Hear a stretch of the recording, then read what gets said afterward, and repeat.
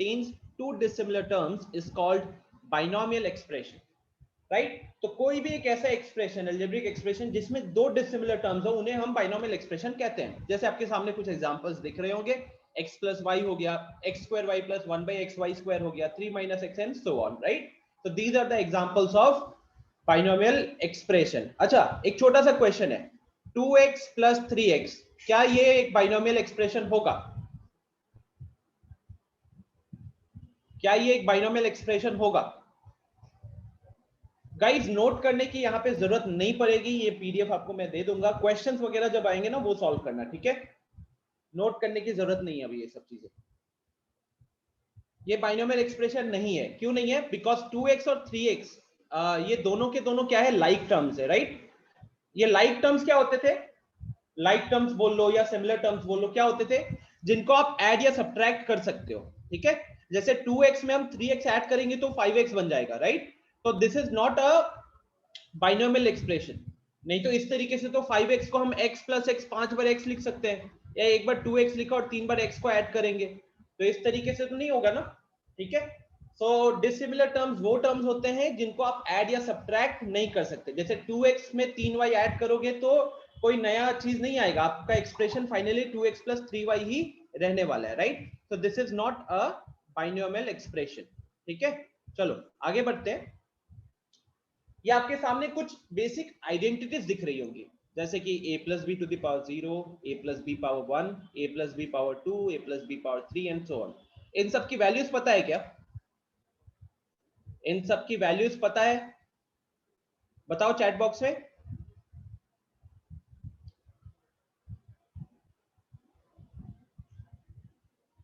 What is a plus b power 0, Divyanshu?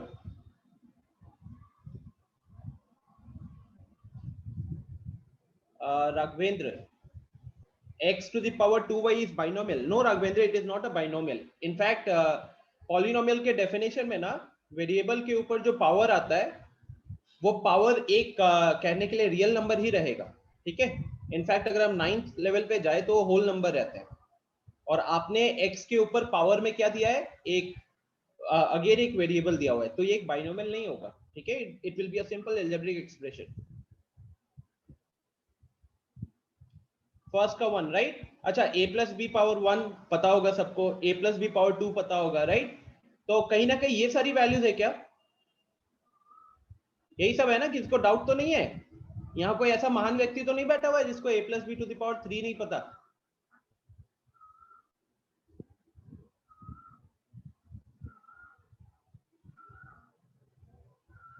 Okay, clear है ना? यहां तक तो कोई दिक्कत नहीं हो रही है। अच्छा, ये हम क्यों देख रहे थे? क्योंकि टॉपिक का नाम है बाइनोमियल एक्सप्रेशन।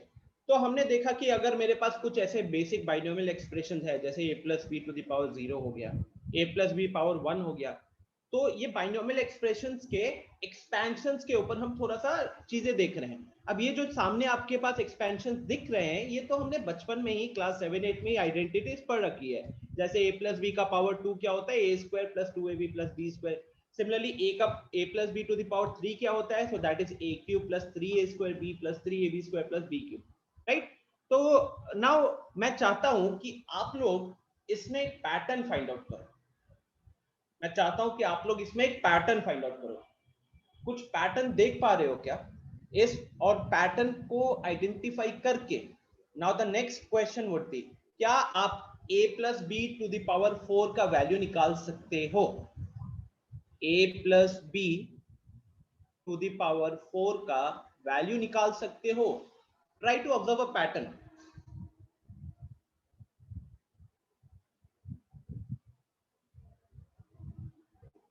पैटर्न, ठीक है? ऐसा नहीं कि आप कहीं से नेट से सर्च करके a प्लस बी पावर 4 बता रहे हो। मैं पैटर्न जानना चाहता हूं। गर्ल्स, कोई रिस्पॉन्स नहीं आ रहा आपके एंड से।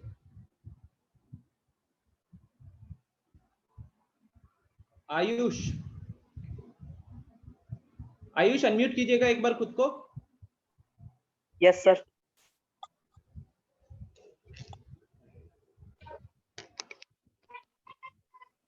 आयुष, कुछ पैटर्न दिख रहा है क्या आपको?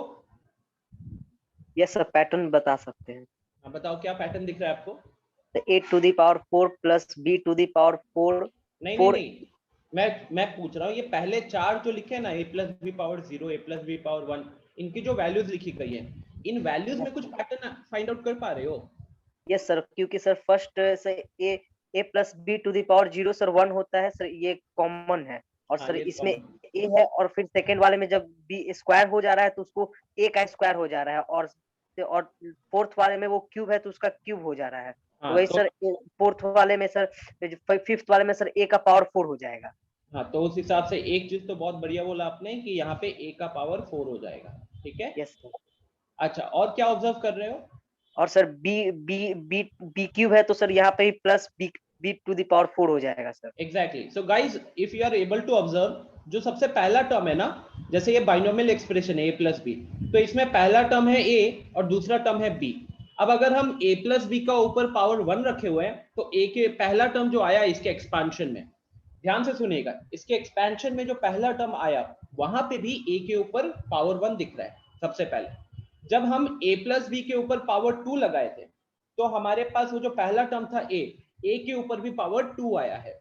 फिर a plus b to the power 3 दिख रहा है, यहाँ पे हमारा पहला टर्म जो a था उसके ऊपर पावर 3 लग रहा है। तो इस हिसाब से हम जब a plus b to the power 4 का एक्सपेंशन का बात कर रहे होंगे तो वहां पे क्या होगा, वहां पे जो पहला टर्म a था उस a के ऊपर भी पावर 4 आना चाहिए कि नहीं? इस हिसाब से पावर 4 आना चाहिए, राइट? सर एक डाउट है। हाँ रोशन, पूछो। सर जैसे हर मतलब टर्म में a plus b to the power 1 है, तो मतलब a का पावर 1 हो रहा है प्लस b का पावर 1 हो रहा है, तो उस हिसाब से हम a plus b to the power 0 देख रहे हैं, तो उसमें भी तो a का पावर 0 प्लस b का पावर 0 होना चाहिए। रोशन, सबसे पहला चीज सर यूनिवर्सल ट्रूथ है। एक तो यूनिवर्सल ट्रूथ है, लेकिन अगर आप उस लॉजिक से कहोगे तो आप ये a plus b to the power 2 में तो आपको हर जगह फिर a के ऊपर स्क्वायर दिखना चाहिए था, है कि नहीं? उस हिसाब से तो आपको सबके ऊपर स्क्वायर दिखना चाहिए था। फिर नीचे जो a plus b to the power cube है वहां पे सबके ऊपर आपको क्यूब दिखना चाहिए था। पहला वाला तो एक तरीके का यूनिवर्सल ट्रूथ है, और आगे वाले एक तरीके के प्रॉपर आइडेंटिटीज है जिसमें वेरिएबल्स आ रहे हैं। ऊपर वाले में क्या है कि a प्लस बी के जगह अगर हम कोई भी एक नॉन जीरो वैल्यू रखते हैं तो उसके ऊपर पावर 0 हमेशा आपका आउटपुट 1 देगा।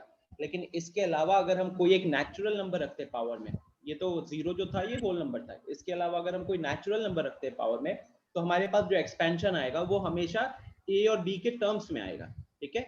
हमेशा हमारा एक्सपेंशन a और b के टर्म्स के a और b के टर्म्स में आएगा, और उसके कुछ पावर्स रहेंगे। अब वो पावर्स में क्या रिलेशन है वो अभी हम यहाँ पे ऑब्जर्व कर रहे हैं, ठीक है? हाँ बोलो आदर्श।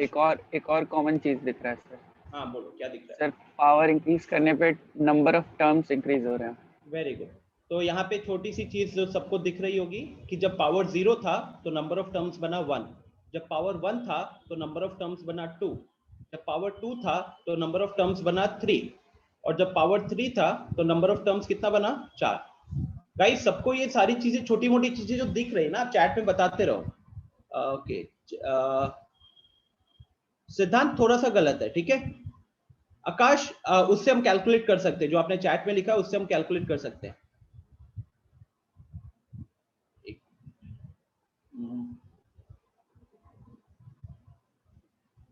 Just 1 minute guys.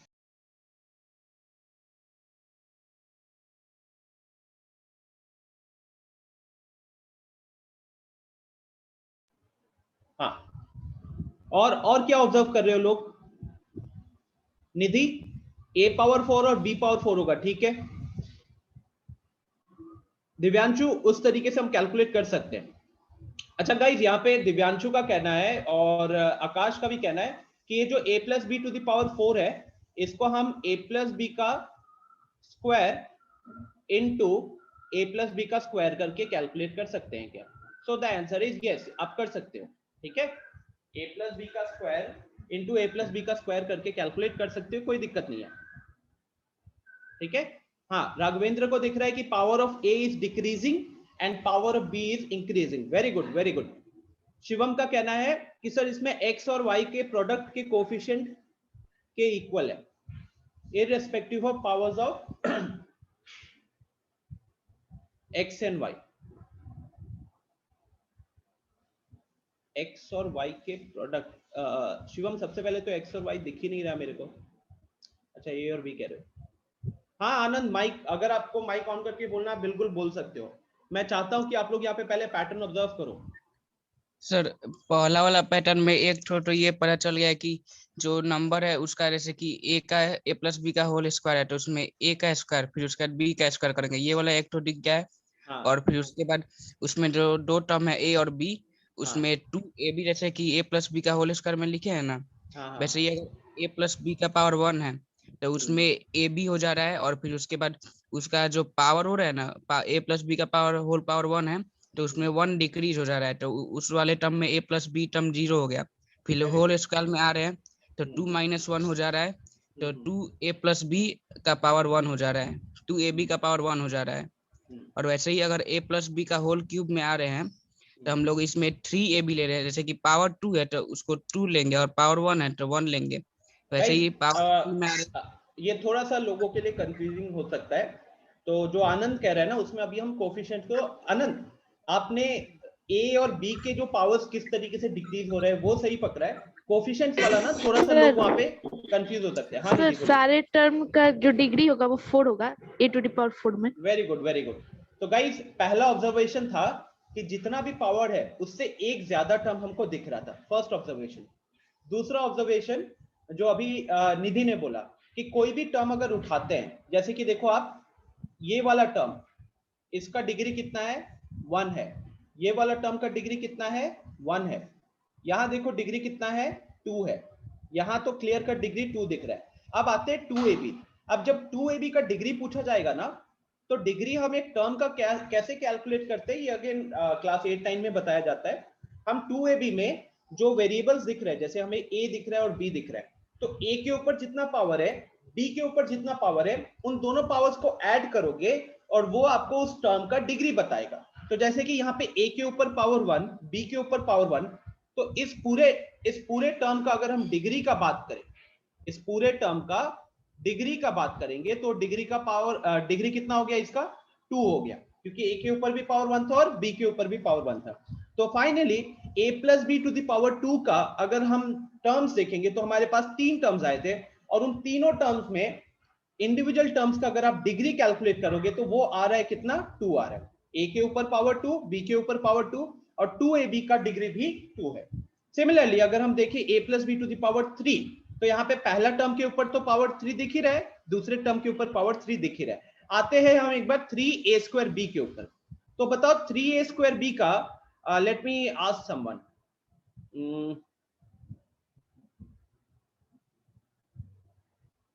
Ashutosh unmute करो। आशुतोष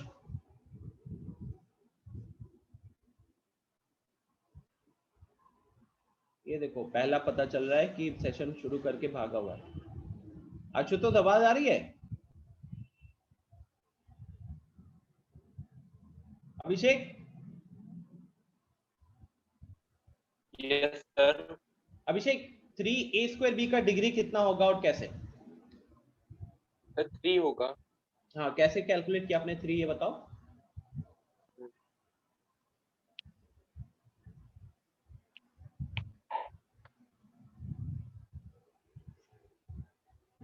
क्या हो गया?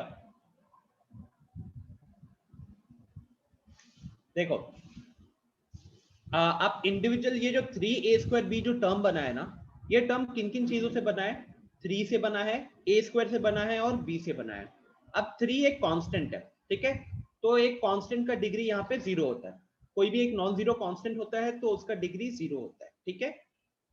a के ऊपर पावर 2 दिख रहा है तो उसका डिग्री 2 है और b के ऊपर पावर 1 दिख रहा है तो उसका डिग्री 1 हो गया। तो नेट डिग्री अगर हम कैलकुलेट करेंगे इस टर्म के लिए तो हमको तीनों के डिग्रीज को ऐड करना पड़ेगा। तो 0 प्लस 2 प्लस 1 तो कितना बन गया फाइनली? वो बन गया 3, ठीक है, वो बन गया 3।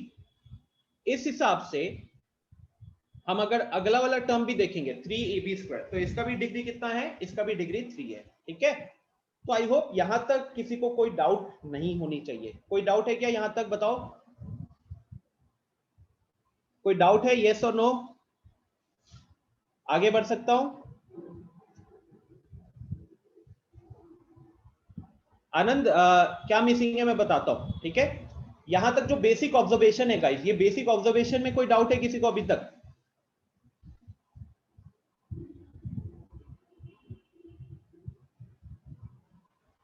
ओके, सो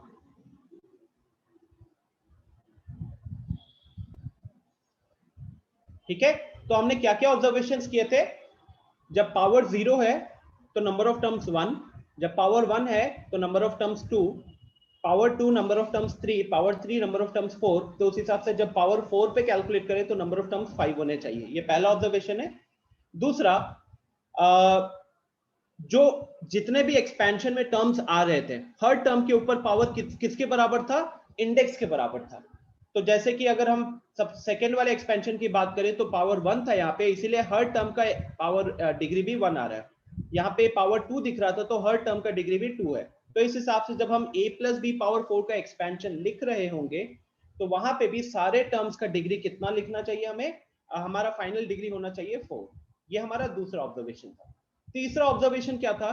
तीसरा ऑब्जर्वेशन था कि a जो पावर्स है ना, जैसे कि a स्क्वायर दिखा, इसको देखो एक बार अच्छे से।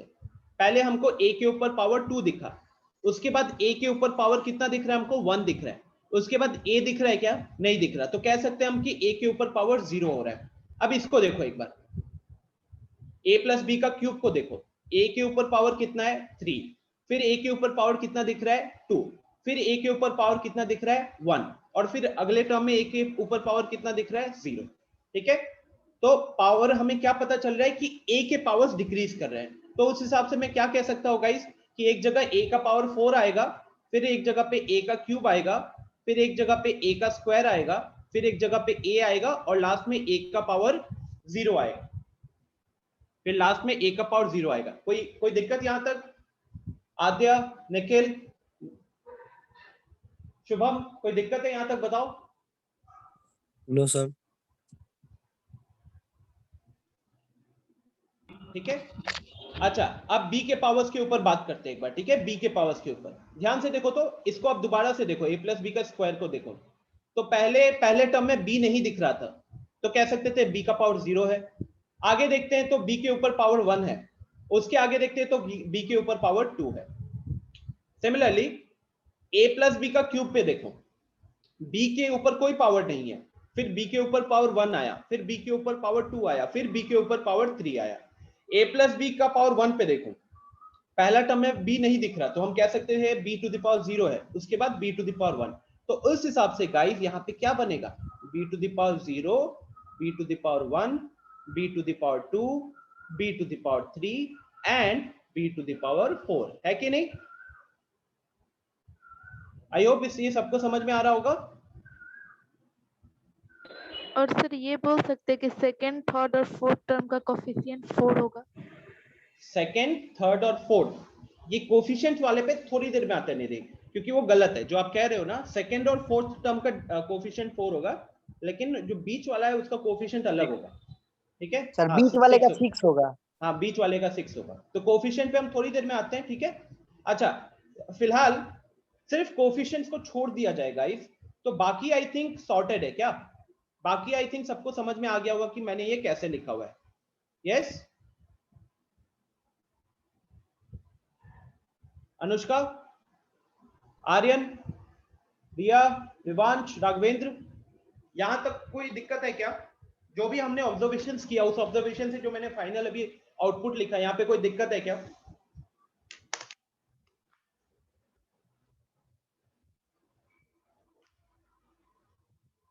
क्लियर है? ग्रेट। बहुत दिन बाद क्लास ले रहा हूँ ऑनलाइन, हाथ ही नहीं चल रहा है, हैंडराइटिंग देखो कितना सुंदर हो रहा है। ओके, सो अब आते हैं कोफिशिएंट्स के लिए। हाँ, कोफिशिएंट्स के लिए थोड़ा सा ये देखो, जब a plus b to the power 0 था तो उसका कोफिशिएंट यहाँ पे लिखा हुआ है, उसका कोफिशिएंट यहाँ पे लिखा हुआ है, ठीक है 1। फिर ये देखो a plus b to the power 1 था, तो उसमें आता है a प्लस बी, तो a का कोफिशिएंट भी 1 है, b का कोफिशिएंट भी 1 है। तो देखो मैं बस कोफिशिएंट्स को यहाँ पे लिख रहा हूँ। ठीक है, फिर ये देखिए a प्लस बी का स्क्वायर। ये जो चीज मैं दिखा रहा हूँ ये कोफिशिएंट्स के लिए दिखा रहा हूँ, ठीक है, only for the coefficients. Terms तो हमको पता है कि किस तरीके के टर्म्स आने वाले हैं, उन टर्म्स के ऊपर कोफिशिएंट क्या लगेगा उसके ऊपर बात हो रही है, ठीक है। तो आई थिंक यहां तक तो कोई दिक्कत नहीं हो रहा होगा किसी को, बस मैंने कोफिशिएंट को उस ऑर्डर में लिखा है, जैसे कि a प्लस बी का स्क्वायर है तो पहला टर्म का कोफिशिएंट 1 है, दूसरे टर्म का कोफिशिएंट 2 है। जब मैं कोफिशिएंट की बात कर रहा हूं तो मैं न्यूमेरिकल कोफिशिएंट, जो नंबर दिख रहा है ना उस टर्म में जो नंबर दिख रहा है उसकी बात हो रही है, न्यूमेरिकल कोफिशिएंट। तो 1 2 1, तो देखो यहाँ पे आप मैंने 1 2 1 लिख दिया, ठीक है, फिर 1 3 3 1 लिखा। Now again I want everyone to check out, कोई पैटर्न दिख रहा है यहाँ पे, दोबारा से कोई पैटर्न दिख रहा है आप लोगों को? यस सर, ऐड कर रहे हैं उसको, बीच वाले को ऐड करके नीचे लिख रहे हैं। सबसे पहला एक पैटर्न क्या दिख रहा होगा? ये 1 1 1 1 एक लाइन में नहीं चल रहा है क्या? यस सर, दोनों तरफ चल रहा है, इधर भी और ऑपोजिट में भी। तो उस हिसाब से हमको यहाँ पे क्या लिखना चाहिए था? एक 1 तो यहाँ पे आएगा और एक 1 यहाँ पे आएगा, ठीक है। अब आते बीच, हाँ बीच वाले के लिए देखो गाइस, बीच वाले के लिए देखो गाइस, छोटे मोटे ऑब्जर्वेशन है। बाइनोमियल में ये पैटर्न्स वगैरह ही आइडेंटिफाई करना सबसे ज्यादा इंपॉर्टेंट है, ठीक है। ये देखो ये 1 + 1 2 हुआ, ये देखो ये बीच में जो नंबर है 3 उसके ऊपर कौन कौन है? 1 और 2 है, इन दोनों को ऐड किया तो क्या मिल रहा है? 3 मिल रहा है। इन दोनों को ऐड किया तो क्या मिल रहा है? यहाँ पे 3 मिल रहा है। तो गाइस उस हिसाब से अगर हम इन दोनों को ऐड करेंगे तो हमें क्या मिलेगा? ये 4 आएगा कि नहीं? इन दोनों को ऐड करेंगे तो क्या मिलेगा? 6 मिलेगा। यहाँ पे इन दोनों को ऐड करेंगे तो क्या मिलेगा? 4 मिलेगा। तो ये मेरे पास कितने कोफिशिएंट आए? ठीक से देखो 1 4 6 4 1 5 कोफिशिएंट आए। और अभी हमने पिछले स्लाइड में कितने टर्म्स देखे थे a + b पावर 4 में? कितने? 5 ही थे ना। तो यही जो कोफिशिएंट्स मेरे आए हैं उसको हम अब यहाँ पे फिट कर सकते हैं। 1 यहाँ पे आ जाएगा, 4 यहाँ पे आ जाएगा, 6 यहाँ पे आ जाएगा, 4 यहाँ पे आ जाएगा और 1 यहाँ पे आ जाएगा। फिर से रिपीट कर रहा हूं, ये कोफिशिएंट्स जिस तरीके से लिखा हुआ है, इसमें जो बीच वाला टर्म है वो ऊपर के, उसके जस्ट ऊपर में जो दो टर्म्स दिख रहे हैं, दो नंबर्स दिख रहे हैं, उनको ऐड करके लाया गया, ठीक है। तो उस तरीके से हमारे पास फाइनल आउटपुट आया 14641 और वही मेरे न्यूमेरिकल कोफिशिएंट्स बने और वो उसको मैंने यहाँ पे फिट कर दिया, राइट। हाँ दिव्यांशु, बीच में 6 होगा वहां पे सर। हाँ बोलो। कोफिशिएंट के लिए कोई और ट्रिक अगर कोई बहुत, हाँ, वो हम अभी बात करते हैं। यहां तक में कोई दिक्कत है क्या? ऑब्वियसली ट्रिक फिर है से बताइए ना कोफिशिएंट के लिए। कोफिशिएंट के लिए ये देखिए, ये जो चीज मैंने यहाँ पे लिखी हुई है, सबसे पहले कौन था ये अभी जिसने पूछा है? नाम बताना एक बार। आदर्श नहीं, कौन था? आर्यन। आर्यन, हाँ आर्यन। देखो ये जो मैंने कोफिशिएंट यहाँ पे लिखा, ये आपको समझ में आया किस ऑर्डर में लिखा हुआ है?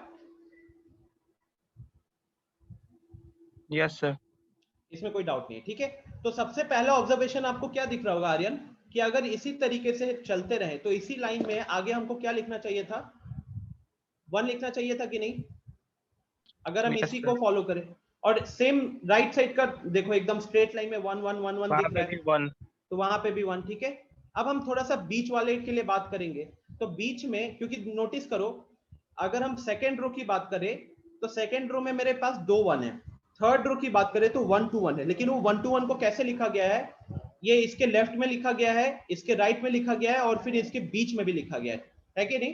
तो इसके जो बीच में लिखा गया है ये टर्म को हम कह सकते थे इन दोनों को ऐड करके लाया गया है, 1 + 1 2। सिमिलरली इन दोनों को ऐड किया तो हमें क्या मिल रहा है? 3 मिल रहा है। इन दोनों को ऐड किया तो भी हमको क्या मिल रहा है? 3 मिल रहा है कि नहीं आर्यन? Yes sir. तो उस हिसाब से क्या मैं यहाँ पे ये बता सकता हूँ कि इधर क्या आएगा? 4 फिर यहाँ पे 6, फिर यहाँ पे 4। क्लियर है सर। ठीक है, 5 कोफिशिएंट आए। पिछले वाले में हमने जस्ट 5 टर्म्स देखे थे, वही देखो ब्लैक कलर से फिर मैंने उन कोफिशिएंट्स को वहां पे फिक्स किया है, ठीक है। सो फाइनली कुछ इस तरीके का बन रहा था, है कि नहीं? अब ये जो मैंने जिस तरीके से कोफिशिएंट्स को लिखा है ना, ये कहीं ना कहीं एक ट्रायंगल का शेप ले रहा था। अगर हम एक्सट्रीम पॉइंट्स को ज्वाइन करेंगे तो एक ट्रायंगल का शेप ले रहा था। और ये ट्रायंगल के शेप में सारे जो कोफिशिएंट्स मैंने लिखे हुए, कौन से कोफिशिएंट्स है? तो यही बाइनोमियल एक्सपेंशन के जो टर्म्स आ रहे थे उन टर्म्स के इंडिविजुअल कोफिशिएंट्स थे। इसी ट्रायंगल को बोला जाता है पास्कल्स ट्रायंगल, ठीक है, इसको बोला जाता है पास्कल्स ट्रायंगल। और इसके हेल्प से आप किसी भी बाइनोमियल एक्सपेंशन को इसी तरीके से फॉलो करके, मान लो कि a प्लस बी नहीं है, वहां पे 2x plus 3y to the power 3 है, 2x plus 3y to the power 3 है, तो उस केस में भी आप इस ऑर्डर को अगर फॉलो करते जाओगे तो आपको उसके कोफिशिएंट्स वगैरह मिल जाएंगे, ठीक है, उसके कोफिशिएंट्स वगैरह मिल जाएंगे। लेकिन यहाँ पे सबसे बड़ी बात ये होती है कि जो अभी आदर्श ने पूछा कि सर अगर हम इस तरीके से करेंगे तो a plus b to the power 4 तो हमने लिख लिया, तो a plus b to the power 5 लिखने में कोई बड़ी बात होगी क्या? बताओ Diksha, a plus b to the power 5 अगर हम लिखेंगे,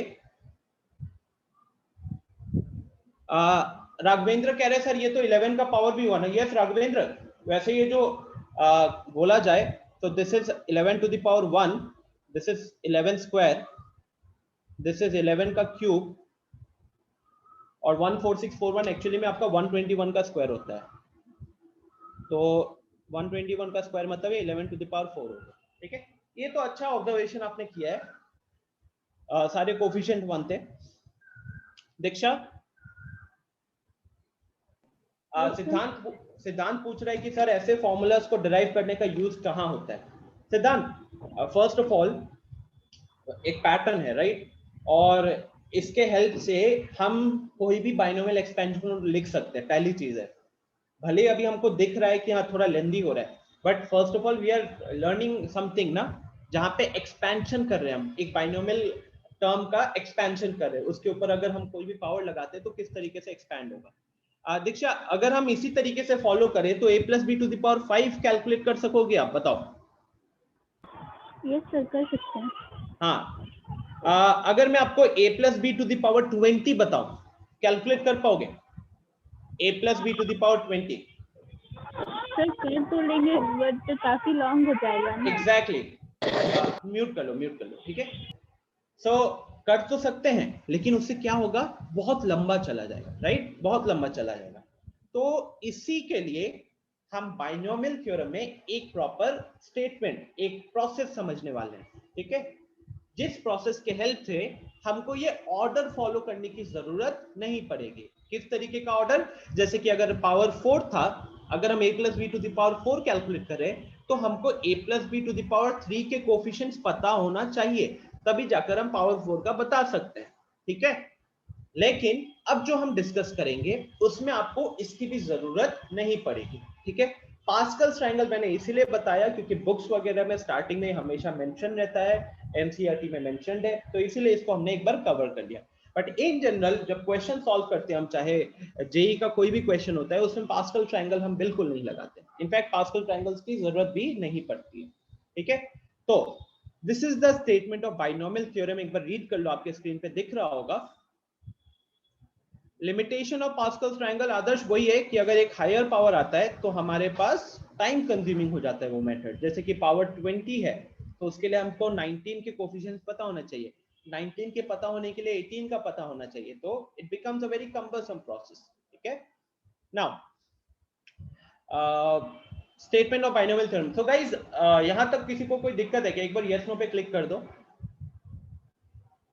बॉयज गर्ल्स, कोई दिक्कत है यहां तक? जितना भी अभी तक हमने देखा है, क्या क्या चीजें देखी अभी तक? हमने बस देखा कि बाइनोमियल एक्सप्रेशन का डेफिनेशन क्या होता है, फिर एक छोटा सा आइडेंटिटीज लिखा था, उसमें हम एक पैटर्न ऑब्जर्व करके उसी बाइनोमियल एक्सपेंशन के ऊपर नेक्स्ट पावर का बात कर रहे थे, और फिर हमने उसी ऑब्जर्वेशन के बेसिस पे ये एक्सपेंशन लिखा।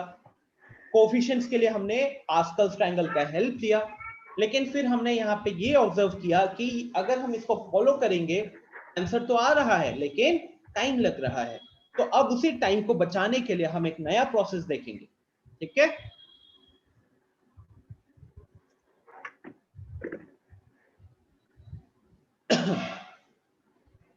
यार बहुत आयुष, आनंद, कोई दिक्कत है क्या? अभिषेक, अंजन, निखिल, ओम, रवि,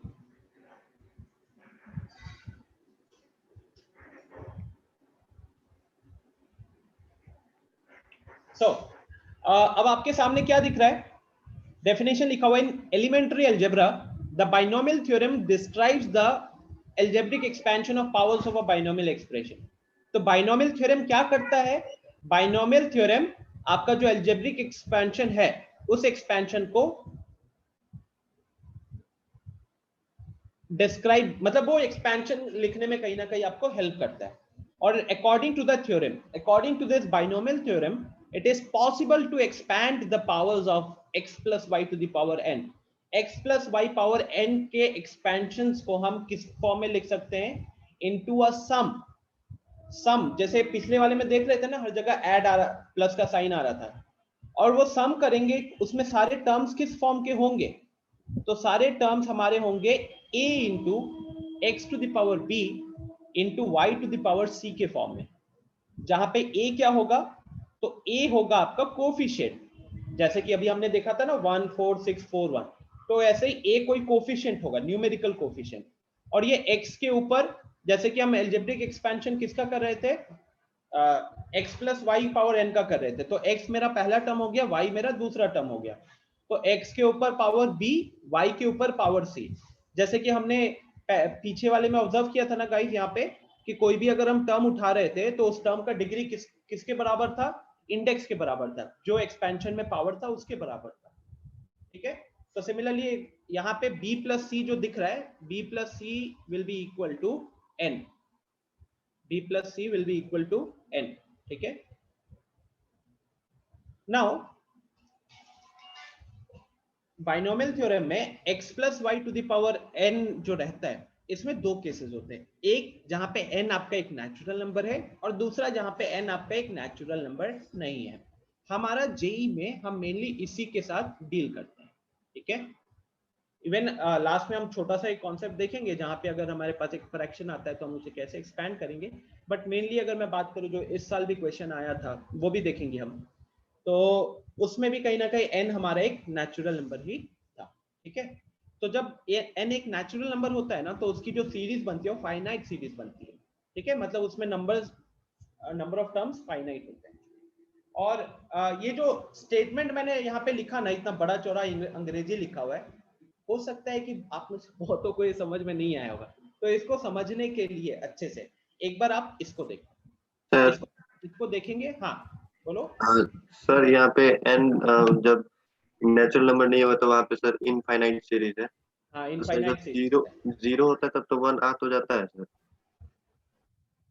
अरे यार, अगेन वो एक्सपेंशन में वो तो एक एल्जेब्रिक, वो तो एक तरीके का आइडेंटिटी है ना. मैं कह रहा हूँ अगर a plus b to the power half हो गया, माइनस हाफ हो गया, उसके भी एक्सपेंशंस हैं. ठीक है, वो तो एक यूनिवर्सल आइडेंटिटी है. जीरो के लिए तो it's like an exception, but वही अगर a plus b to the power half है, आप उसकी वैल्यू कैलकुलेट कर सकते हो, क्या एक्सपेंशन लिख सकते हो, वो चीजें हम यहाँ पे देखेंगे. अब उसमें क्या होता है कि a plus b to the power half के एक्सपेंशन में यू गेट इनफाइनाइट टर्म्स. एक पॉइंट के बाद वो टर्म्स की वैल्यू जीरो के बराबर हो जाती है, तो मैटर नहीं करता, बट हाँ वहां पे टर्म्स इनफाइनाइट निकलते हैं. When it comes to zero, यार जीरो इज एन एक्सेप्शन बहुत सारी जगहों पे. ठीक है, बट ठीक है, अच्छा क्वेश्चन है.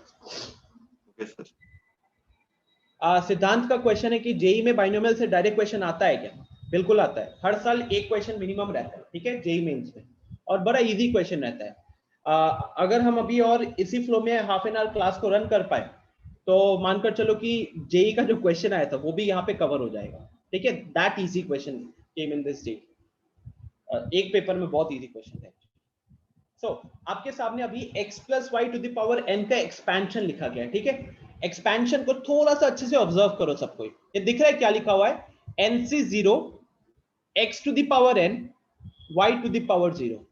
फिर क्या हुआ, देखो यहाँ nc0 है, यहाँ nc1 है, nc2 है, और ऐसे करते करते nc3 nc4 करते करते ncn तक चलेगा.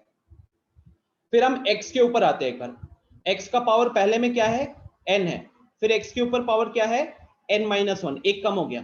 फिर x के ऊपर पावर क्या है, n-2, और एक कम हो गया. ऐसे करते करते लास्ट में क्या पॉइंट आता है जहां पे x के ऊपर पावर 0 होता है. एंड थर्ड y के लिए तो हमने देखा था अभी जो एक्सपेंशंस देखे थे उसमें y के ऊपर पहले पावर 0 था, फिर y के ऊपर पावर 1 आता है, फिर y के ऊपर पावर 2 आता है.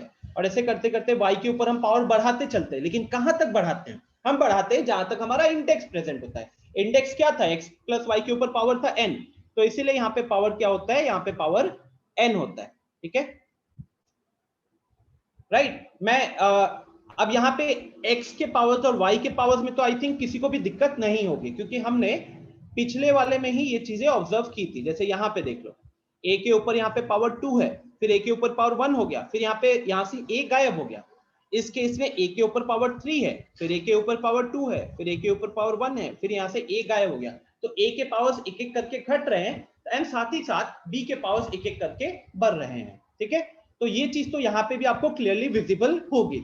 आप में से बहुतों को दिक्कत हो रही होगी कि सर हमने तो पास्कल ट्रायंगल से कोफिशिएंट निकाला था, आपने यहाँ पे NC0, NC1, NC2, NCN ये कहां से लेकर आ गए?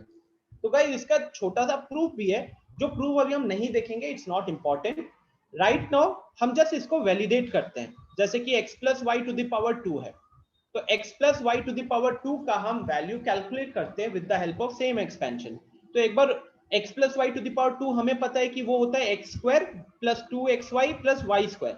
एक बार आप जो ऊपर एक्सपेंशन लिखा हुआ है उस एक्सपेंशन में हम n के जगह पे क्या पुट करेंगे? n के जगह पे हम 2 पुट करते हैं। तो 2c0 x to the power n मतलब 2 हो गया और y टू द पावर 0 हो गया, प्लस 2c1 x के ऊपर अब पावर क्या लिखेंगे हम लोग? n माइनस 1 लिखेंगे। तो n माइनस 1 मतलब 2 माइनस 1 लिखेंगे और y के ऊपर पावर 1 आएगा।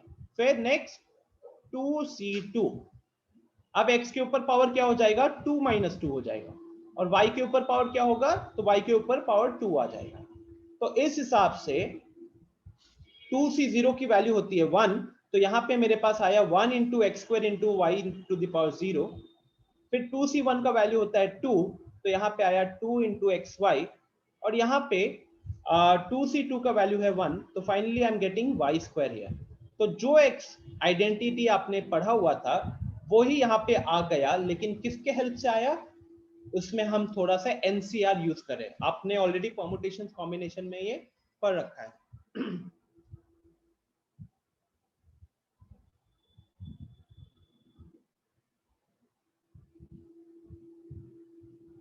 दिव्यांशु, ये एग्जांपल समझ में आया? एवरीवन, क्या आपको ये एग्जांपल समझ में आया जो लिखा हुआ है?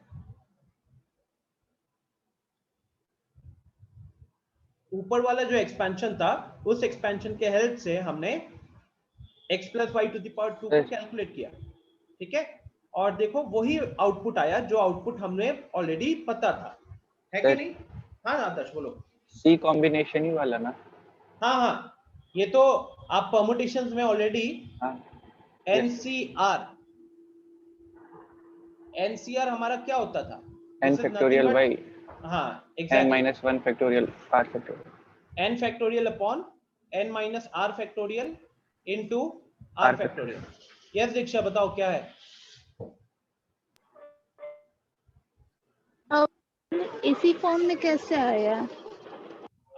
इसका छोटा सा प्रूफ है, कोई भी बुक में देखोगे तो आपको प्रूफ मिल जाएगा। Binomial expansion x plus y to the power n में ये बाइनोमियल कोएफिशिएंट्स आया है। छोटा सा प्रूफ है that which is not important right now. हमें ये एक्सपेंशन पता होना चाहिए कि ये एक्सपेंशन में हम बाइनोमियल कोएफिशिएंट्स को किस तरीके से लिखते हैं। यही इस चैप्टर का सबसे इंपॉर्टेंट पार्ट है। अगर आपको बस इतना पता है ना कि हाँ ये एक्सपेंशन में हम किस तरीके से लिखते हैं, अगर हर एक स्टूडेंट को ये चीज पता है तो मानकर चलो 50% क्वेश्चंस डन, मतलब 50% कॉन्सेप्ट इसी खत्म। क्योंकि अब हम जो छोटे मोटे कॉन्सेप्ट पढ़ेंगे ना, हर उस कॉन्सेप्ट में इस एक्सपेंशन के ऊपर ही बात होने वाली है। इसी एक्सपेंशन के अलग अलग कंडीशंस के ऊपर हम बात कर रहे होंगे। ठीक है, तो सिंपल सा याद तरीका है एकदम याद करने का। देखो गाइस, ये पूरा याद नहीं रखना है, try to understand the logic. अगर हम x के पावर्स की बात करें तो x का पावर कहां से शुरू हुआ? पावर n से शुरू हुआ, फिर एक पावर कम हुआ और एक कम हुआ, तो इस तरीके से पावर्स धीरे धीरे कम होते जा रहे हैं। y के ऊपर देखो तो y के ऊपर धीरे धीरे पावर बढ़ते जा रहे हैं। अब ये NC0, NC1, NC2 ये सब क्या है?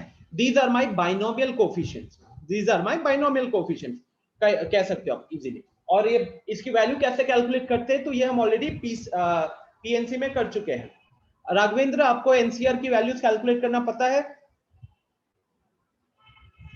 राघवेंद्र हो गया, उसके बाद आयुष, वैल्यूज कैलकुलेट करना पता है आपको? Yes sir.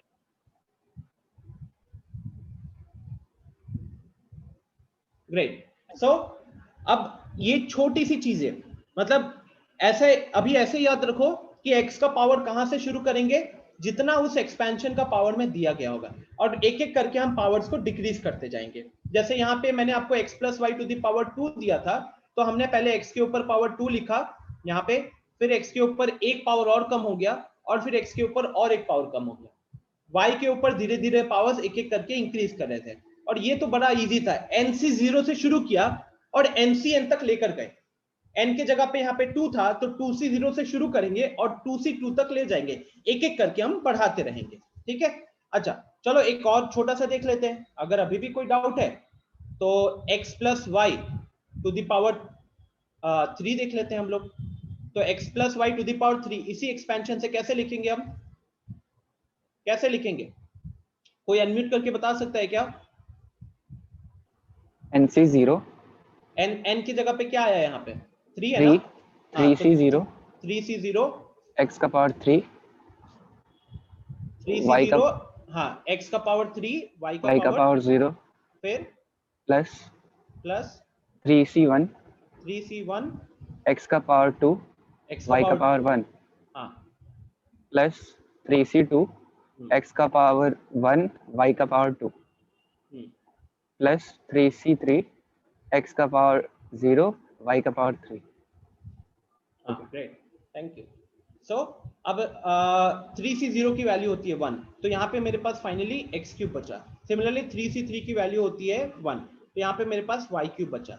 बीच में आ रहा है 3c1 जिसकी वैल्यू होती है 3, तो ये हो गया आपका 3x2y, और यहाँ पे 3c2 की वैल्यू भी 3 होती है, तो ये हो गया 3 into x y square.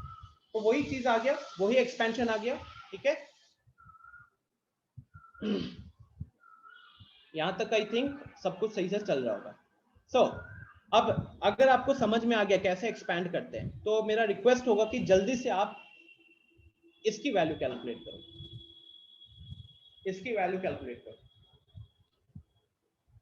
Everyone जल्दी से आप इसकी वैल्यू कैलकुलेट करो। अगेन एक्सपेंशन सबसे ज्यादा इंपॉर्टेंट है। जिसको एक्सपैंड करना आ गया ना, सिर्फ वो बाइनोमियल कोफिशिएंट्स लगाकर, मानकर चलो आपका 50% काम खत्म हो चुका है बाइनोमियल में, और अब आप क्वेश्चंस करने के लिए जेई के क्वेश्चंस कर सकते हो। We still have time. जैसे मैंने बोला था कि हम एक जेई का क्वेश्चन देखेंगे, एक दो छोटी सी चीजें और बतानी है, तो उससे पहले जल्दी से आप इस क्वेश्चन को ट्राई कीजिए।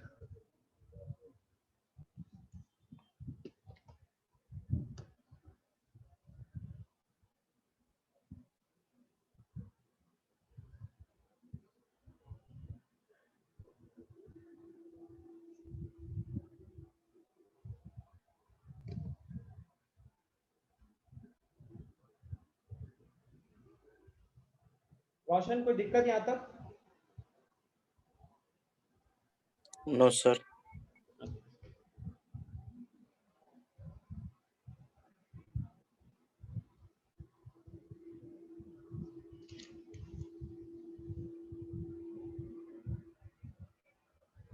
जिन्होंने एक्सपेंशन नहीं लिखा था, ये देखो, ये आपके स्क्रीन पे मैं एक्सपेंशन को लेकर आ रहा हूं।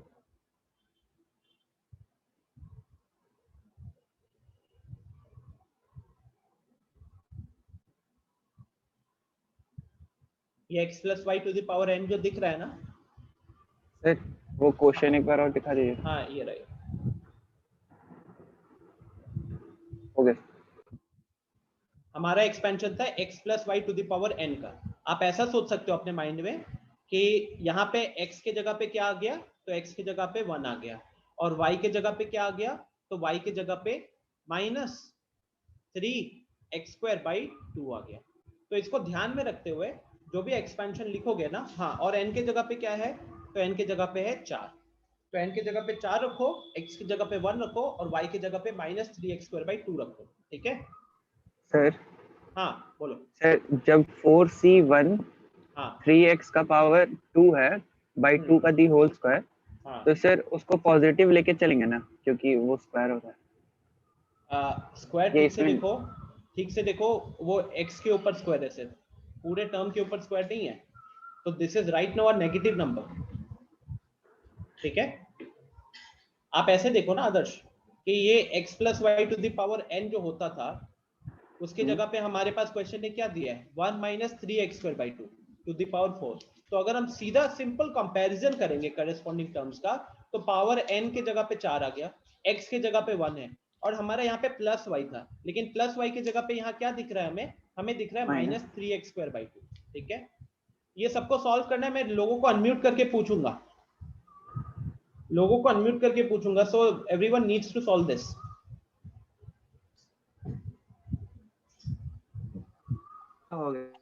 Excuse me sir. हाँ बोलो आयुष। सर फैक्टोरियल वाला सर एक बार फॉर्मूला दिखा दीजिए। फैक्टोरियल वाला? Yes sir, thank you sir. चलो, आई थिंक हो सकता है आप थोड़ा सा कंफ्यूज हो रहे हो यहाँ पे, जिन जिन लोग भूल चुके हैं, क्योंकि हमारे यहाँ पे महान लोग बैठे हुए हैं, तो उनके लिए एक बार मैं फिर से रिकैप कराता हूँ। ये तो फॉर्मूला हो गया अपना फैक्टोरियल्स कैलकुलेट करने का। एक बार मैंने छोटी सी ट्रिक बताई थी आपको कि जैसे कि NC 0 है, तो NC 0 की वैल्यू होती है 1। अच्छा, NCR होता क्या था, कोई याद, किसी को याद है?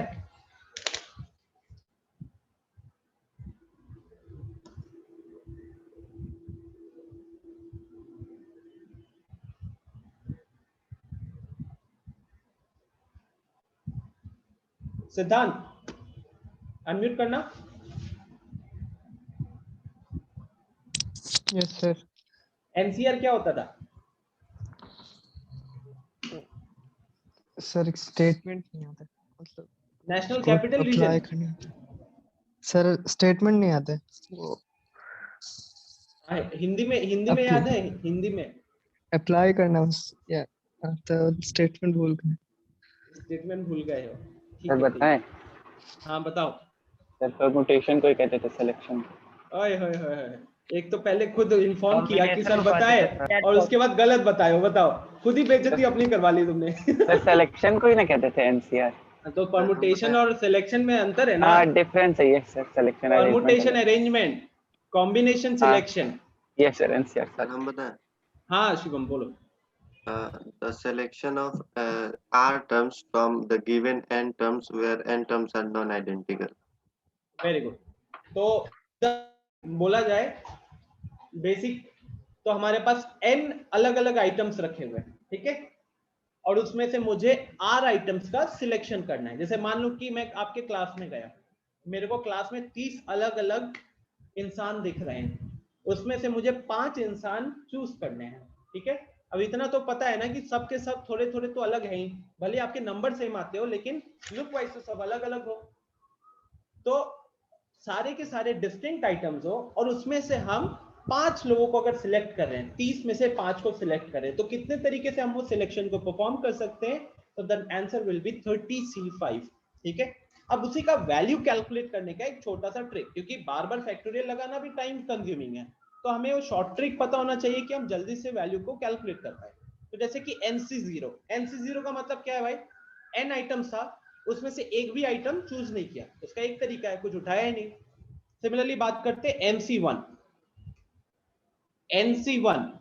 n आइटम्स पड़ा हुआ है, उसमें से एक आइटम उठाना है, या ऐसे सोचो कि 30 क्लास में 30 बच्चे थे, उसमें से एक बच्चे को पिक करना है। कितने तरीके से पिक कर सकते थे? तो देयर आर 30 वेज, या तो मैं पहला स्टूडेंट को उठाऊंगा, या दूसरे स्टूडेंट को उठाऊंगा, या तीसरे को उठाऊंगा, तो इस तरीके से मेरे पास 30 वेज होंगे। तो सिमिलरली NC1 का वैल्यू हो जाएगा n।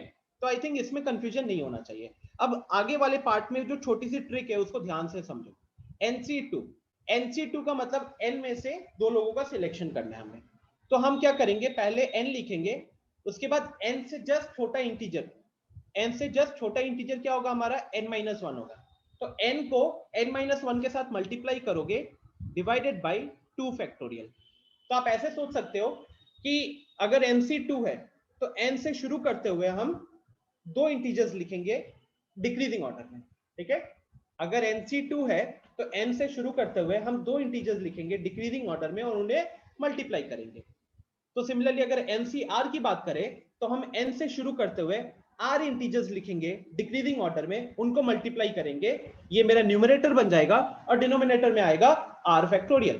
तो उस हिसाब से अगर मैं एक बार जल्दी से MC3 भी देख लूं तो MC3 क्या होगा, तो n से शुरू करते हुए हम 3 इंटीजर्स लिखेंगे।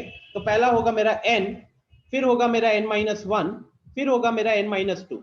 ये तीनों इंटीजर्स को हम मल्टीप्लाई करेंगे divided by 3 factorial. Okay sir हाँ बोलो आदर्श। सर वहाँ 2 फैक्टोरियल की जगह सिर्फ 2 लिख सकते थे ना? हाँ 2 फैक्टोरियल की जगह सिर्फ 2 लिख सकते थे, बट क्या है कि मैं बस वो ऑर्डर समझाना चाहता था कि अब जैसे NC4 है, मान लो मैं यहाँ पे NC4 की वैल्यू एक बार लिख रहा हूँ, तो NC4 की वैल्यू अब आप कैसे कैलकुलेट करोगे?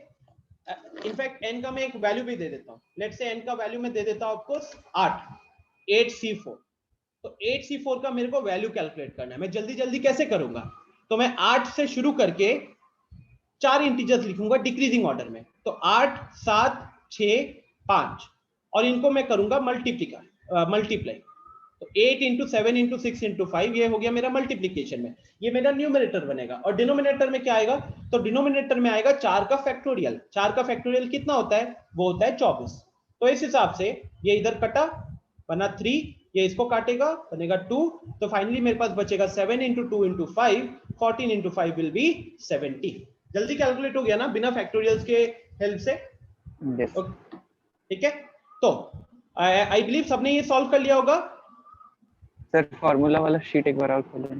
इसका मतलब सॉल्व ही नहीं किया अभी तक है? नहीं ये लिख लिए हैं, इससे पहले वाला जो आप ट्रिक बताए ना वो। ओए ये पीपीटी आपको PDF मिल जाएगा, क्यों टेंशन ले रहे हो? मैंने पहले भी बोला कि सिर्फ क्वेश्चंस सॉल्व करने के टाइम पेन और पेपर पकड़ो और बाकी यहाँ पे ध्यान दो। आंसर तो चलो पहले मैं थोड़ा लोगों से पूछता हूँ। अंजन। Yes sir. बताओ मैं किससे पूछूं आंसर? सर बोलो, किसी से भी पूछ लीजिए। नाम बोलो ना एक। आकाश से पूछिए। आकाश अनम्यूट करो। Yes sir. बताइए आंसर, अनाउंसमेंट कीजिए। सर x⁵ x⁵ गलत। गलत। आप अच्छा आपने पहला क्वेश्चन किया, ये वाला किया है क्या? Yes sir. अच्छा मैंने सेकंड बोला था, चलो इसी का बताओ। x⁵ फिर -15x⁴ 15x⁴ ठीक है, फिर -19x⁵3 19 कह रहे हो या 90 कह रहे हो? 90। हाँ 90। हाँ। इसमें माइनस है कि प्लस है?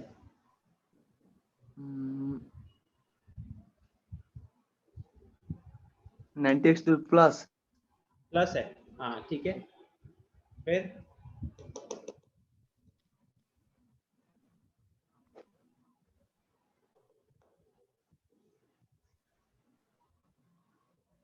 कंप्लीट नहीं किए हो? चलो नेक्स्ट मैं लेता हूँ अनुष्का, अनम्यूट कीजिएगा एक बार। Yes sir. सेकेंड वाला सॉल्व किए हो क्या? नो सर, अभी फर्स्ट वाला है कि फर्स्ट वाला क्यों, बताओ एक बार। सर x⁵ फिर प्लस 5x⁴ y⁴1। लेकिन y तो है ही नहीं यहाँ पे। Sorry sir. y की जगह पे तो -3 है। 3 होगा। 3 नहीं है, -3 है, y की जगह पे -3 है। Yes sir. चलो रेक्टिफाई करो। रिवांश नेट से ढूंढ लिया कि नहीं आंसर? Yes sir. नेट से आंसर ढूंढ लिया कि नहीं? टाइप कैसे किया ये बताओ। सर अभी यहाँ पर अभी कोई नेट नहीं चल रहा है, सुन पा रहे हैं। नेट नहीं चल रहा है तो बात कैसे कर रहे हो? हाँ।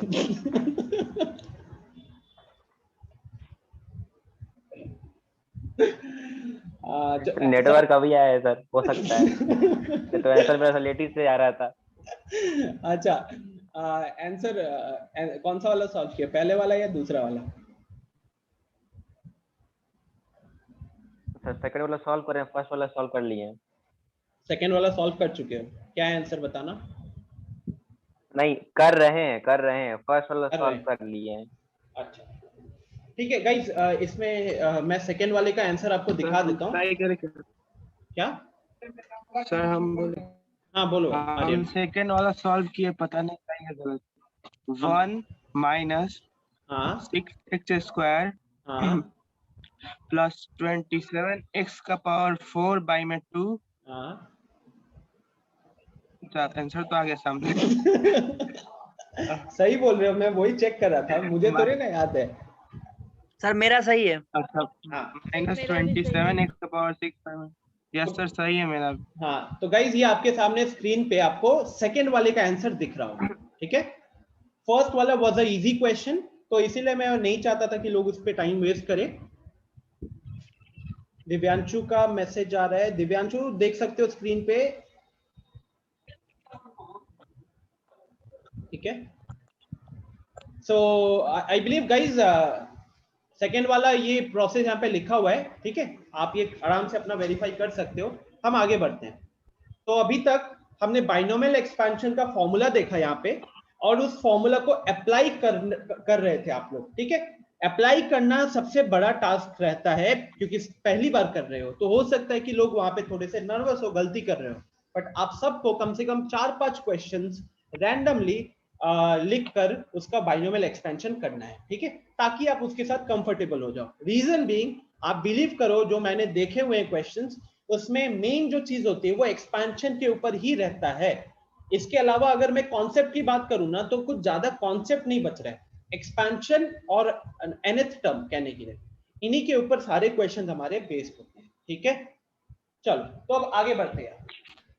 अब यहाँ पे हाँ बोलो सर बोलो दीक्षा। सर इससे पहले वाला जो क्वेश्चन था उसका सॉल्यूशन दिखा इन्होंने, गलत हो गया थोड़ा दिखने।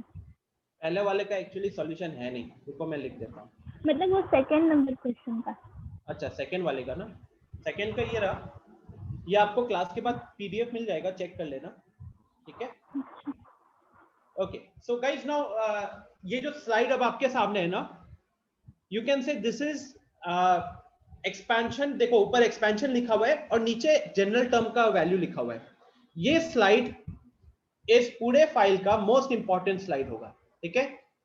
ये स्लाइड इस पूरे का मोस्ट इंपॉर्टेंट स्लाइड होगा, और सिर्फ इसी स्लाइड में जो हम कॉन्सेप्ट देख रहे हैं ना, इसी के ऊपर एक क्वेश्चन इस साल के जेई मेंस में आया हुआ है, ठीक है। Most important slide. सो हर एक स्टूडेंट को ये अच्छे से समझ में आना चाहिए। अगर यहां तक समझ में आ गया ना, फिर ये कह सकते हो कि ऑलमोस्ट एनसीईआरटी का भी सब कुछ डन है, ठीक है। तो चलो सबसे पहले लाइन में क्या लिखा हुआ है, x plus y to the power n का पूरा एक्सपांशन लिखा हुआ है। तो वही nc0, nc1, nc2 ऐसे करते करते बढ़ते जाएगा ncn तक, ठीक है। फिर x के ऊपर पावर n से शुरू होगा और एक एक करके पावर डिक्रीज हो रहा है। तो ध्यान से देख सकते हो x power n, x power n minus 1, x power n minus 2, इस तरीके से डिक्रीज होते होते n माइनस n, जो कि x टू द पावर 0 बन जाएगा। एंड लास्टली y का पावर धीरे धीरे करके बढ़ रहा है। तो पहले में y पावर 0, इसलिए y दिख नहीं रहा है, अगले में y पावर 1 है, फिर y पावर 2, और ऐसे करते करते y to the power n तक चल रहा है। नाउ ये देखो, ये बीच में एक टर्म लिखा हुआ है, ये टर्म क्या है? अच्छा इनफैक्ट अगर आप देखोगे तो इस एक्सपेंशन का पहला टर्म क्या है, तो ये मेरा फर्स्ट टर्म है। इस एक्सपेंशन का ये मेरा फर्स्ट टर्म है, तो जिसको हमने t1 से रिप्रेजेंट किया। तो अगर आपको पूछा जाएगा कि इस एक्सपेंशन में t1 की वैल्यू क्या है, पहले टर्म की वैल्यू क्या है, तो आपका आंसर क्या आना चाहिए? आपका आंसर आना चाहिए nc0 into x to the power n, right. nc0 into x to the power n। फिर हम t2 की बात करें, which is our second term, उसकी वैल्यू आएगी nc1 x to the power n minus 1 and y to the power 1। तो guys क्या terms लिखने का तरीका क्या पता चल रहा है, क्या ऑब्जर्व किया आपने? यहाँ पे x के ऊपर पावर क्या आ रहा है, x के ऊपर क्या पावर आ रहा है निधि? सर मतलब जो टर्म हम लोग लिख रहे हैं उससे एक कम आ रहा है। हाँ जो टर्म x के ऊपर नहीं, x के ऊपर हम ये कह सकते हैं क्या कि वो जो बाइनोमियल कोफिशिएंट था ना MCR, उसमें हम ऊपर वाला वैल्यू माइनस नीचे वाला वैल्यू कर रहे हैं एक तरीके से।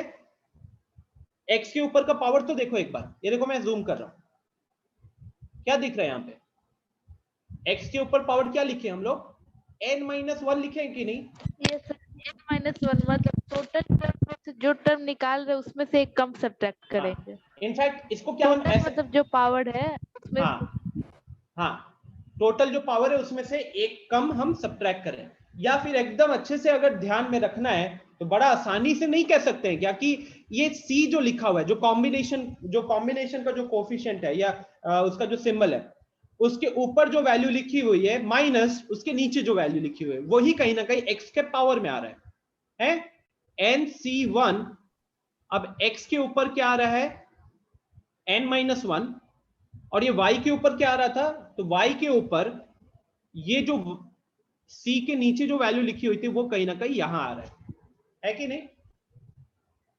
और अगर ये आप सबको समझ में आ गया गाइस, तो क्या मेरा जनरल टर्म ये होगा NCR, x के ऊपर पावर क्या आएगा? n-r, और y के ऊपर पावर क्या आएगा? r।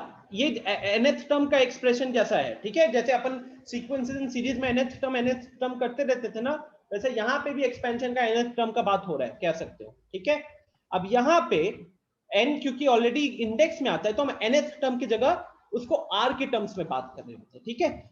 सो ये हम देख सकते हैं कि NCR x के ऊपर पावर है n-r और y के ऊपर सीधा r आया है, पहला चीज। दूसरा, अगर हम पहला टर्म देख रहे थे तो C के साथ नीचे क्या लगा हुआ है? 0, तो पहला टर्म पे C के नीचे 0 लगा था, दूसरा टर्म पे C के नीचे 1 लगा हुआ है। ये देखो तीसरा टर्म है, ये मेरा थर्ड टर्म है, यहाँ पे C के नीचे क्या लगा हुआ है? 2 लगा हुआ है। तो इस तरीके से अगर यहाँ पे मेरा NCR में C के नीचे अगर R लिखा हुआ है तो ये कौन सा वाला टर्म होगा? क्या ये rth टर्म होगा या R वाला टर्म का अगला टर्म होगा? ये मेरा rth टर्म होगा या फिर R का अगला टर्म होगा? सो वो होगा R का अगला टर्म। क्या ये लॉजिक समझ में आ रहा है आप सबको?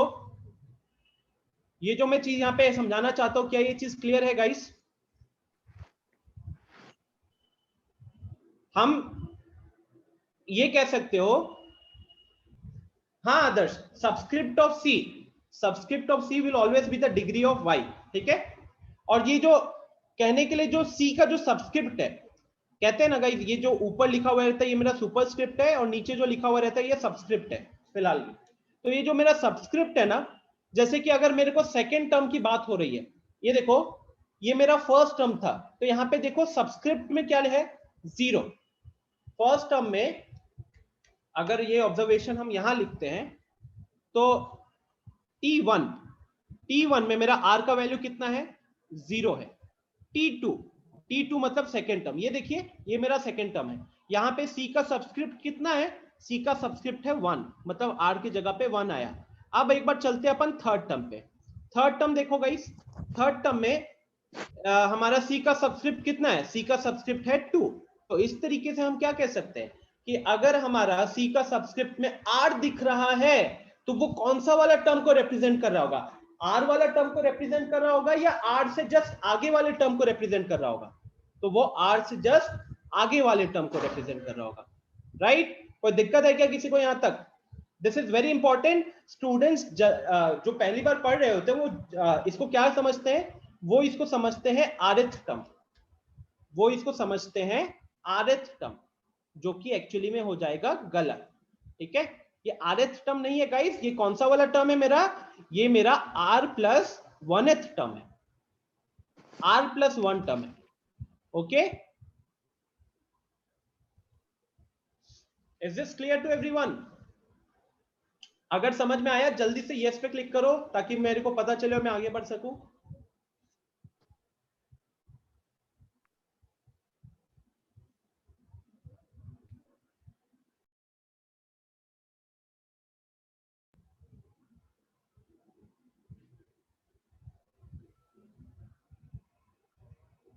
Yes yes Adarsh, main thing is the formulas only. rth term क्या है, ठीक है? rth term is very important.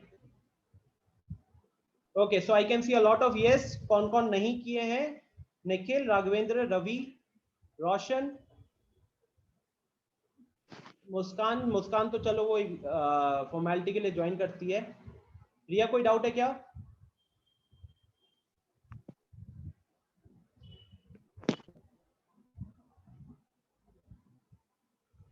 Riya, any doubts?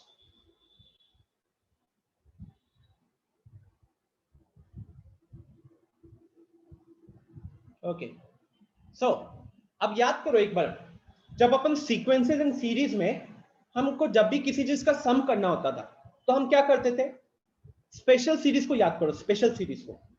तो हम पहले उसका nth टर्म लिखते थे और फिर उस nth टर्म के ऊपर समेशन लगाते थे, है कि नहीं? हम उस nth टर्म के ऊपर समेशन लगाते थे, ठीक? तो उस हिसाब से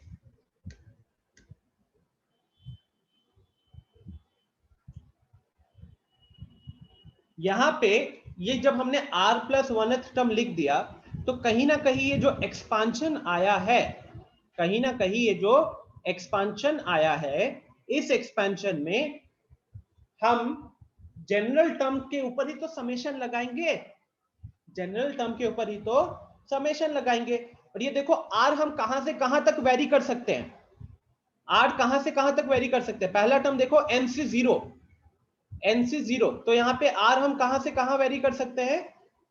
यहाँ r का वैल्यू 0 से शुरू करके कहां तक जाएगा? लास्ट टर्म देखो n तक। तो अगर मैं इस एक्सपांशन को पूरा नहीं लिख के एक समेशन के फॉर्म में लिखना चाहता हूं तो उस केस में हमको क्या लगाना होगा? सिग्मा का साइन लगाना होगा। और ये क्या लिखा मैंने? ये मेरा TR+1 ही तो है, ये मेरा TR+1 ही है। और इसका कहां से लेके कहां तक एडिशन किया जाएगा? तो r का वैल्यू 0 से लेकर r का वैल्यू n तक ऐड किया जाएगा, r का वैल्यू 0 से लेके r का वैल्यू n तक ऐड किया जाएगा। I hope this is clear. छोटी सी चीज है कि नहीं? सो अगर अब यहां तक क्लियर है, क्या क्या चीजें आपको मन में एकदम क्लियर रखना है? पहला, x plus y to the power n का एक्चुअल एक्सपेंशन क्या होता है। दूसरा, उसमें से r+1 टर्म का वैल्यू क्या है। ये हर एक स्टूडेंट के माइंड में एकदम क्लियर होना चाहिए। जब मैं कल क्लास में पूछूंगा, इंस्टेंटली अगर पूछूंगा बताओ x प्लस वाई का एक्सपेंशन, तो स्टूडेंट को आना चाहिए कि nc0 x power n plus nc1 x power n minus 1 y power 1, इस तरीके से आपको बोलना आना चाहिए। फिर मैं अगर आपसे पूछूंगा कि r+1th टर्म क्या है, तो भी आपका आंसर वहां पे आना चाहिए, ठीक है? आनंद राज का क्वेश्चन है r का वैल्यू n-1 तक हो गया ना सर? नहीं आनंद, आप अगर x plus y to the power n करते हो तो उसका एक्सपांशन में कितना टर्म्स आता है? एक ज्यादा, n+1 टर्म्स आता है कि नहीं? और अगर आप इधर देखोगे आनंद, तो पहला टर्म जो है मेरा, पहला टर्म में nc क्या है? nc0 है, पहला टर्म में nc0 है, और लास्ट वाला टर्म में क्या है? ncn है। तो ये सबस्क्रिप्ट की ही बात करेंगे तो r का वैल्यू 0 से लेके कहां तक चला? n तक चला ना। और जब 0 से लेके n तक चला तो कितना टर्म्स बना? n+1 बना, ठीक है? सो जल्दी से, हाँ दीदी बोलिए। सर ऊपर वाला स्लाइड में वो ब्रैकेट में n और r क्या लिखा हुआ था? अच्छा ये मैं मिस कर गया कुछ। अच्छा ये वाला क्या है? ये देखो guys, what is this NCR? NCR is called as combinatorial और बाइनोमियल कोफिशिएंट। बाइनोमियल कोफिशिएंट रखो, ठीक है? और इसको आप कुछ बुक्स में, इनफैक्ट पहले जो जेई के क्वेश्चन आते थे, आईआईटी के जो एक्चुअल क्वेश्चन आते थे, वहां पे ये सिंबल यूज करते थे, ब्रैकेट लगा देते थे, एन और आर लिखते थे।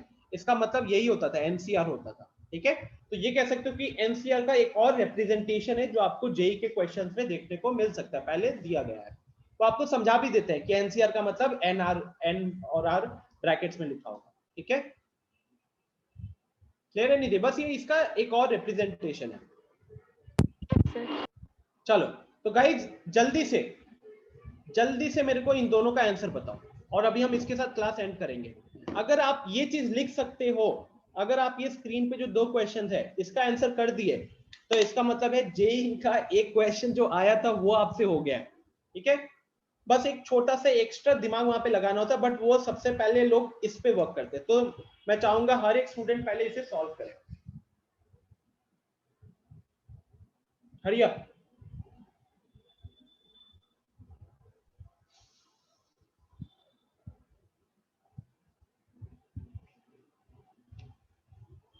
हर एक स्टूडेंट इसको सॉल्व करे, आपके पास 2-3 मिनट का टाइम है। टेक योर टाइम, पानी पी के आता हूँ।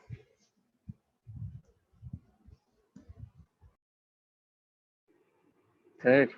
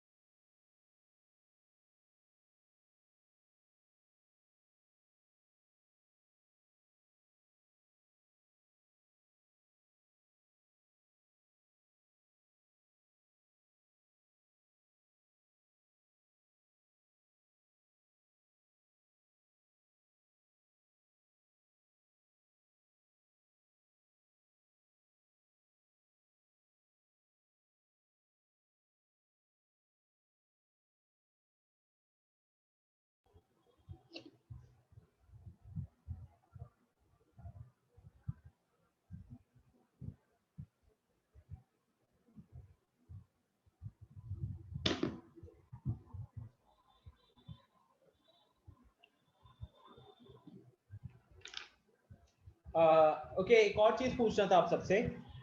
आप में से बहुतों ने हाइपरबोला सॉल्व कर लिया होगा जो सुनील सर ने लास्ट वीक खत्म किया था। तो आप में से कितने लोगों को डाउट है मेरे को चैट बॉक्स में बताओ। मैं सुनील सर का एक ऑनलाइन सेशन प्लान करवा दूंगा कल या परसों। आई थिंक निधि आपने सुनील सर से बात भी की थी, तो कल या परसों एक सेशन प्लान कर दूंगा जहाँ पे फिर आपका वो डाउट सेशन हो जाएगा। तो जितने लोगों को डाउट है एक बार मुझे चैट बॉक्स में बता दे, so that I will get to know exactly किन किन लोगों को प्रॉब्लम है।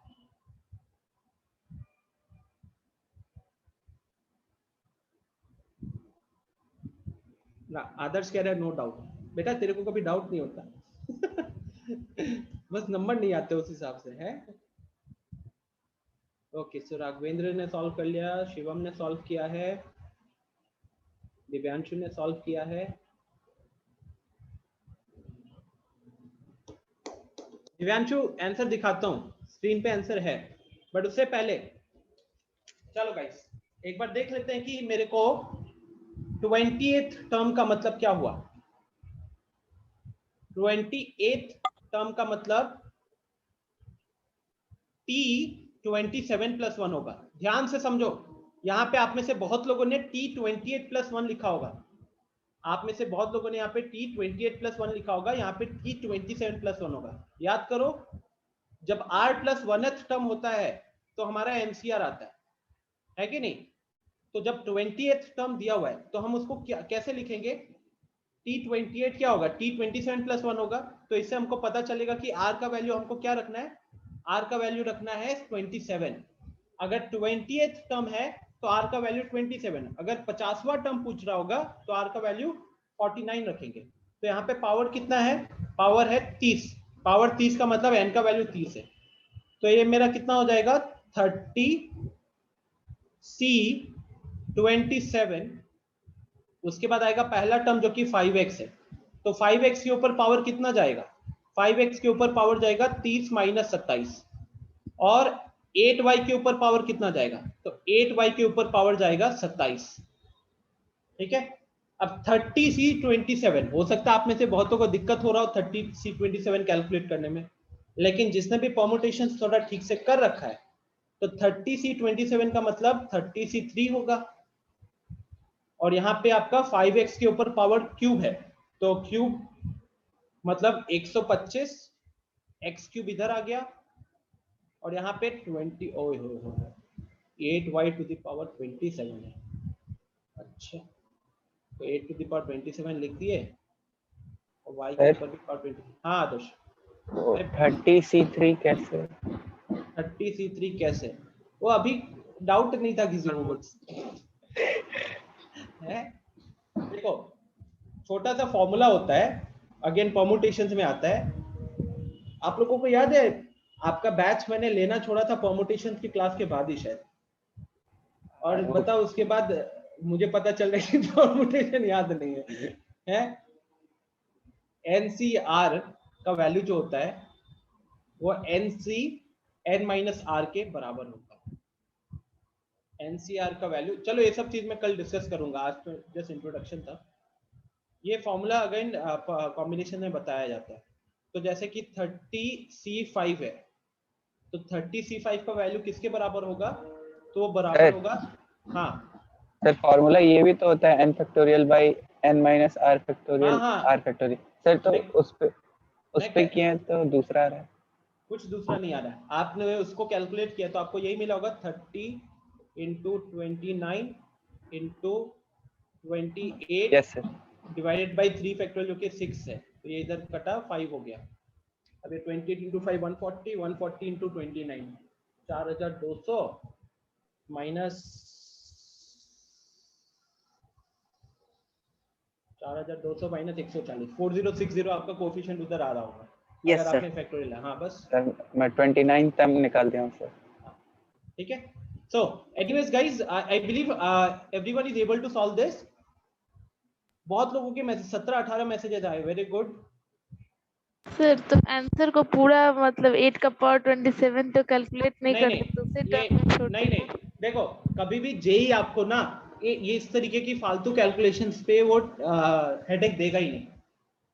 कभी भी जेई आपको कैलकुलेशंस पे टेस्ट नहीं करेगा, आपने सही तरीके से फॉर्मूला लगाया कि नहीं वो उस पे टेस्ट करेगा। ठीक है, तो ये 30C27 है, तो जो आदर्श ने किया होगा 30 factorial divide by 3 factorial into 27 factorial, फिर 5x के ऊपर पावर 3 आना चाहिए और 8y के ऊपर पावर 27 आना चाहिए। यहीं तो तक करके छोड़े मैं। हाँ ठीक है। फिर अगला क्वेश्चन जो था 7th टर्म, तो 7th टर्म के लिए देखो r का वैल्यू 6, सबस्क्रिप्ट देखो c का सबस्क्रिप्ट में 6 आया, तो ये मेरा फाइनल आंसर हो गया।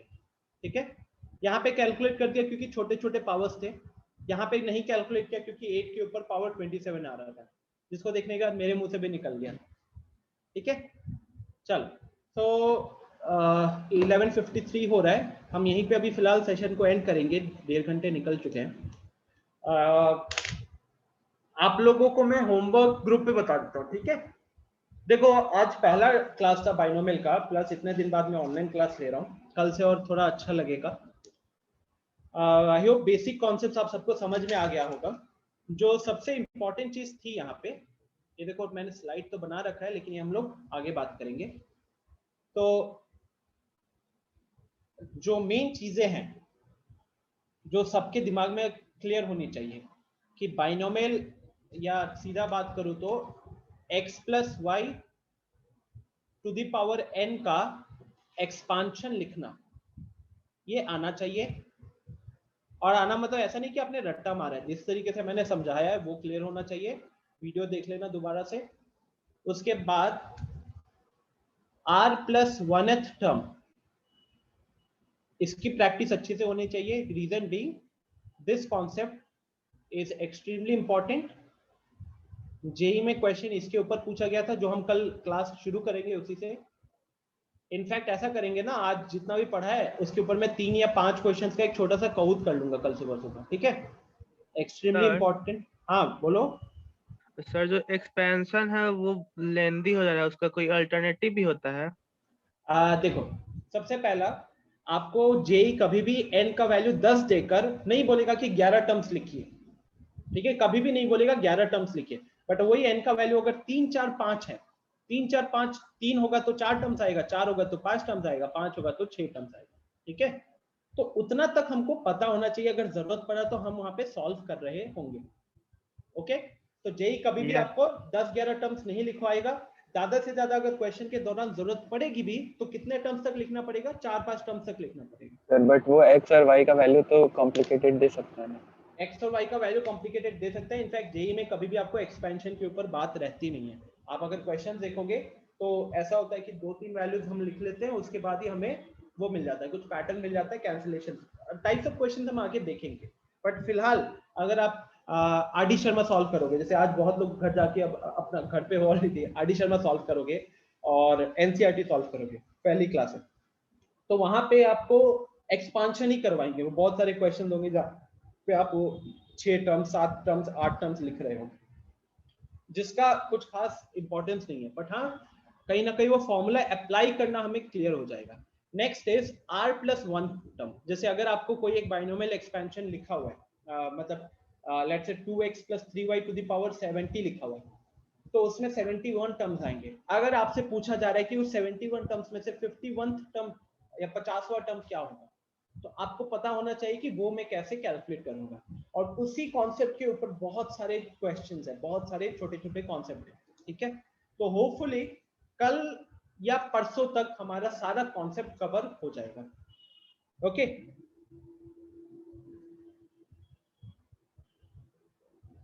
मतलब बाइनोमियल ऑनलाइन में ही खत्म?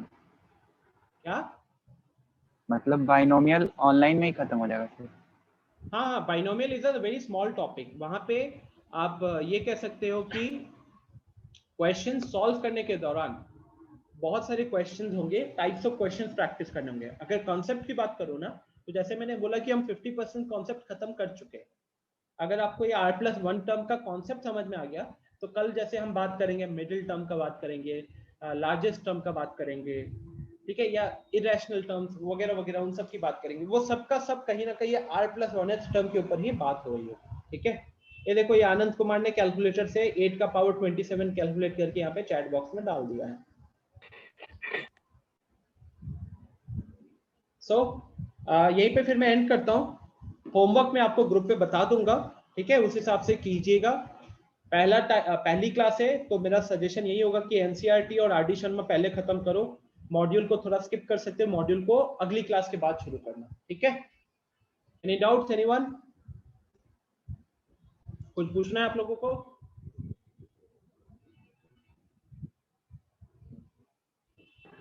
जा सकते हैं? हाँ जा सकते हैं। पीडीएफ तो अभी जस्ट क्लास एंड होने के 2 मिनट में भेज दूंगा मैं। कोई डाउट है और किसी को? न्यू स्टूडेंट्स, कुछ पूछना है आपको?